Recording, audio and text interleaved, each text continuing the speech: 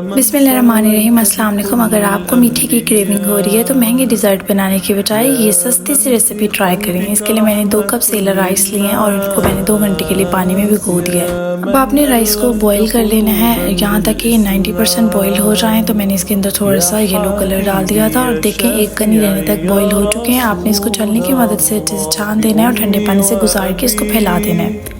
एक और पैन लें और उसको मीडियम फ्लेम के ऊपर रखें। उसके अंदर 2 कप जो है वो मैंने शुगर ऐड किया है और इसके अंदर थोड़ा सा दूध डालें। पानी की जगह पे मैंने यहाँ पे दूध यूज़ किया और डाला है इसके अंदर देसी घी और इसको मेल्ट करें। आपने इसको कुक करना है अंटिल आपकी जो शुगर है वो डिसॉल्व हो जाए और इसका एक गाढ़ा सा शीरा बन जाए। तो देखिए यहाँ पे चीनी की कंसिस्टेंसी आप चेक कर सकते हैं, चीनी बिल्कुल घुल चुकी है। अब मैंने जो बॉईल करके राइस रखे थे अब वो राइस हम इसके अंदर शीरे के अंदर ऐड कर देंगे और इसको अच्छे से मिक्स करेंगे। अब हम अपने ज़र्दा के अंदर डालेंगे काजू बादाम और किशमिश और इसको करेंगे मिक्स और 15 मिनट के लिए रख देंगे इसको दम पर।